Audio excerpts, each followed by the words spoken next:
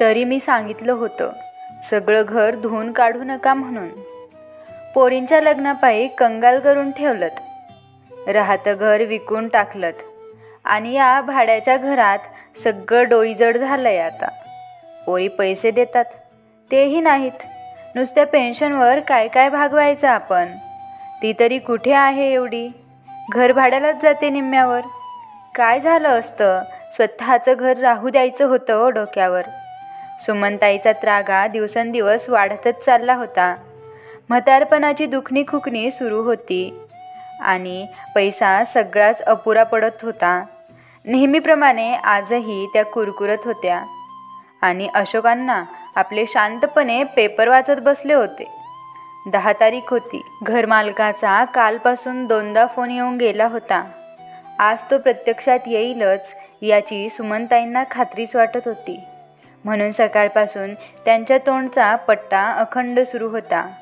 त्यात अशोकांना बघतो मी करत बसून होते. त्याने आणखीनच त्रास होत होता सुमनताईंना. हातपाय हलवायचे, पोरींना पैशाच्या मागणीसाठी फोन करायचे सोडून पेपर वाचन चाललं यांचं. सुमनताईंचा आतल्या आत थडका उडाला होता. यावेळी दवाखाना लागला म्हणून टंचाई जास्त. पोरींना कळू द्या की, लावा की फोन त्यांना. कधीतरी लावला तर चालतो. नेहमी मागतो का आपण? सुमनताई पुन्हा पुन्हा अण्णांना डिवचून बघत होत्या. पण अण्णा होईल सर्व नीट एवढंच म्हणत होते. काय होणार कपाळ माझं? बोलता बोलताच सुमनताईंनी कपाळ हलकं बडवून घेतलं. फीट आला होता त्यांना या परिस्थितीचा. खरं तर मुलींची लग्न ठरवायच्या वेळीच त्या अण्णांना सांगत होत्या, आपली परिस्थिती स्पष्टपणे सांगा दोन्हीकडच्यांना. आम्हाला एवढ्यातच जमेल. थोडक्यात करू बोला. पण अण्णांना घर दिसत होतं. आपण काय दोघे राहू कुठेही असा विचार करून त्यांनी काही कमतरता न ठेवता मुलींची लग्न धूमधडाक्यात केली. सगळ्या हौशी मौजी केल्या. त्यांनी सुमनताईच्या तोंडात सतत हात ठेवला. आता सगळा घोळ होऊन बसला होता. त्यामुळे मात्र जेवणाची वेळ झाली होती. सुमनताईचं तोंड काही सरळ झालंच नव्हतं. तसंच वाकड्या तोंडाने त्यांनी कार्यक्रम उरकला.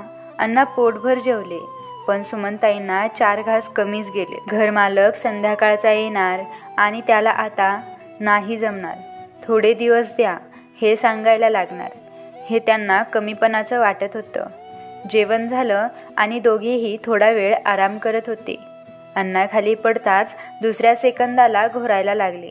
सुमनताईंना काही केल्या झोप येतच नव्हती. सारखं मेलं त्या घरमालकाचं तोंड समोर दिसत होतं.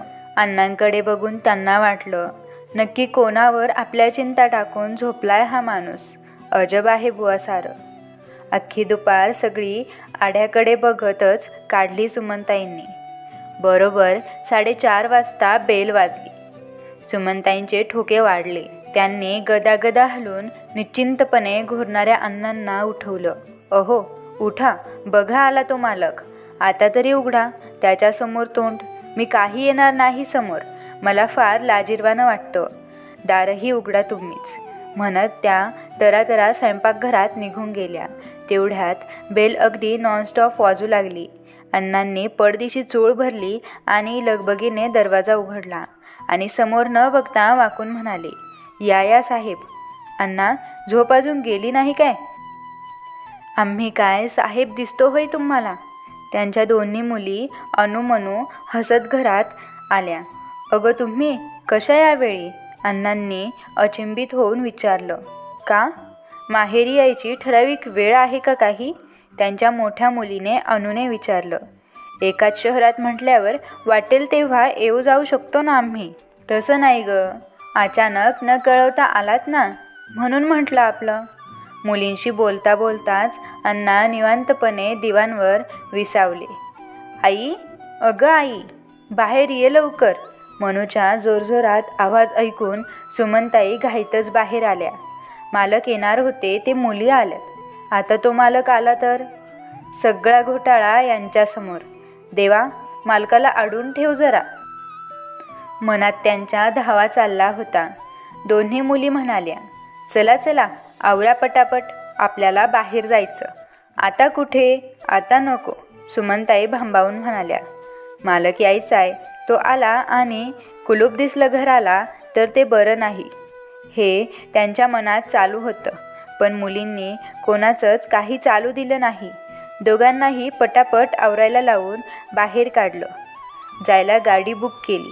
आई वडिलांना दोघांना त्यात घुसवलं. दोघेही कुठे जायचं करत होते. त्यांनी ठिकाण आलं की कळेल एवढंच उत्तर सतत दिलं. गाडी थांबवून उतरले ते ठिकाण त्यांच्या ओळखीचं होतं. अरे, इथे का आलोत आपण? मागच्या आठवड्यात तर इथे फेरी झाली आमची. इथेच यायचं होतं तर सांगायचं. इथल्या शेजारच्यांचा डब्बा परत करायचा होता, तो आणला असता, सुमनताई म्हणाल्या. तशा दोन्ही मुली एकमेकींकडे बघून हसल्या. थोडं पुढं गेल्यावर त्यांचं जुनं घर लागलं. तिथेच थोडं पुढं नवीन 4 बिल्डिंगची सोसायटी होती.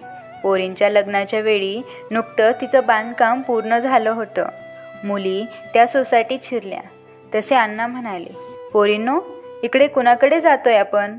पोरी म्हणाल्या, आहे ते ओळखीचे, तुमची भेट घडवून आणायची आहे त्यांच्याशी. पहिल्याच मजल्यावर एका ब्लॅकचं लॅच म्हणून उघडलं. सुमनताई आणि अण्णा आत आले. तसे दोघींनी त्यांना टाळ्या वाजवून वेलकम केलं आणि म्हणाल्या, हे घर तुमचं स्वतःचं आहे आई अण्णा. तुमच्या मुलींनी तुमच्यासाठी घेतलं आहे. बघा बरं फिरून, तुम्हाला आवडतं का? सुमनताई आणि अण्णा जिथल्या तिथे अखडल्यासारखे उभे राहिले. त्यांनी अशी काही कल्पना स्वप्नात सुद्धा केली नव्हती. सुमनताई तर अगदी ह्या घरात पाऊल ठेवेपर्यंत तो घरमालकच समोर दिसत होता. तो येऊन गेला असेल तर काय म्हणत असेल आम्हाला? शरीर इकडे अन मन त्या मालकाकडे होतं त्यांचं. तिथल्या हॉलमधल्या फ्रेंच विंडोच्या कठाड्यावर दोघे बसले. अनुने त्यांना पर्समधील बॉटल काढून पाणी प्यायला लावले. त्यानंतर त्यांना बरे वाटले. काय हे का केलं पोरींनो? अण्णांनी कळवळून विचारलं. तुम्ही तर विचारूच नका अण्णा. का ते? स्वतःच्या डोक्यावरचं राहतं घर आमच्यासाठी विकलत. तुम्ही तर आम्हाला ताकासूनही लागू दिला नाही अजिबात, मनू गंभीरपणे म्हणाली. नाही तर काय, लग्न झाल्यावर आम्हाला कळलं सारं. आम्ही भलेही तशाच राहिलो असतो, पण घर नसतं विकू दिलं तुम्हाला. विचारलंही होतं आम्ही, कुठून आले पैसे? तर काय म्हणालात, तुमच्या लग्नासाठी पै करून साठवले होते. एका मंडपात आमचं लग्न लावून दिलं. नंतर मात्र भाड्याच्या घरात बस्तान मांडलं. अनुला पुढे बोलवतच नाही. आई एवढी भडाभडा बोलणारी तू गप्प बसलीस? मनूने आईकडे मान वळवली. तुमच्या अण्णांनी तोंड दाबलं होतं माझं. पोरींचं लग्न धूमधडाक्यात व्हावंसं वाटत होतं त्यांना. त्यांची इच्छा नाही डावलावी वाटली मला. पूर्ण आयुष्यात एकदाच काहीतरी बोलून दाखवलं होतं ग मला त्यांनी. पण आम्हालाही कळालं होतं तेव्हा आमच्या जीवाला किती चटका बसला माहिती आहे का तुम्हाला? आईबापाला घराबाहेर काढणारं लग्न नको होतं आम्हाला. टोचणी बसली जीवाला किती. मनूला प्रत्येक शब्दाला भरून येत होतं. अण्णा, आम्हाला कळालं तर मग आम्हीही ठरवलं, जेव्हा आईबाबाला त्यांच्या स्वतःच्या घरात आणू तेव्हाच सुखाची झोप घेऊ. अनुच्या म्हणण्याला दुजेरात देत मनूही म्हणाली, खटपट करत होतो खूप, पण तरी 2 वर्ष गेली. ती कशी घालवली ते आम्हाला माहीत. भान सोडून काम केलं ऑफिसमध्ये फक्त तुमच्यासाठी. धीटपणे घरी बोललो. सगळ्यांनी सहकार्य केलं. दोघींना कर्ज मंजूर झालं. आता आमचे पगारही चांगले आहेत. कष्टाचं फळ मिळालं आम्हाला. आमची ऐपत आहे हप्ते हसत हसत फेडण्याची. जुनं घरच परत घ्यायचं होतं आम्हाला, पण ते नाही मिळालं. म्हणून तुम्ही इतके वर्ष राहिलेल्या तुमच्या ओळखीच्या माणसांच्या एरियातच घर निवडलं तुमच्यासाठी. तुमच्या हक्काचं आहे हे घर. आई, इथे घरमालक नाही येणार बरं का डोक्यावर बसायला. आता येणाऱ्या रविवारी गणेश पूजन करायचं आणि सोमवारपासून आपल्या घरात सुखाचा श्वास घ्यायचा. त्या तुमच्या मालकाचा हिशोब पण आम्ही चुकता करू सगळा. तुम्ही आवराआवर करायला घ्या फक्त. आता काय अण्णा? अण्णांनी चष्मा काढून डोळे पुसले आणि म्हणाले, निशब्द झालोय मी. आज माझ्यासारखा कफल्लक माणसाच्या डोक्यावर पुन्हा स्वतःचं घर असेल असा विचारही मनाला आत्तापर्यंत कधी शिवला पण नव्हता. मला नेहमी यांना पाहून वाटायचं, कोणाच्या जीवावर हे कुठल्याही परिस्थितीत एवढे शांत राहतात. आता कळालं, त्यांच्याही नकळत तुम्ही दोघी पोरींनी त्यांचा भार स्वतःच्या खांद्यावर घेतला होता. ज्या बापाने आपल्यासाठी स्वतःचं घर विकलं त्या बापाला कधी काही कमी नको पडायला, हे तुमच्या इच्छा सामर्थ्यानं त्यांना सर्व विवंचनापासून दूर ठेवत होतं. बहुतेक बाप तशा बेट्या निघाल्या, निस्वार्थ. मी आपली उगाच सगळ्यांना दुष्ण देत काढली.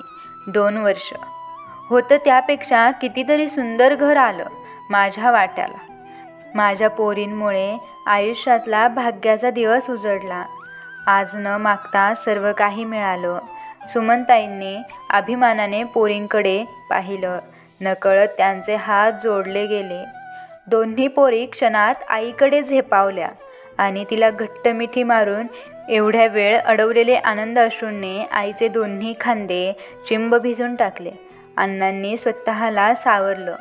3 खोल्यांचं घर त्यांनी फिरून बघितलं. घरातल्या सर्वांच्या डोक्यावर आशीर्वादाचा अदृश्य हात ठेवणाऱ्या देवाची जागा आणि सासरी गेल्या तरी मनात माहेरची जाण आणि आठवण सतत तेवत ठेवणाऱ्या दोन्ही पोरींच्या हसऱ्या फोटोची जागा त्यांनी पहिली फिक्स करून टाकली. मित्रांनो, व्हिडिओ आवडला असेल तर व्हिडिओला लाईक करा, शेअर करा आणि तुम्ही आपल्या चॅनलवर नवीन असाल तर चॅनलला सबस्क्राईब करायला विसरू नका. धन्यवाद.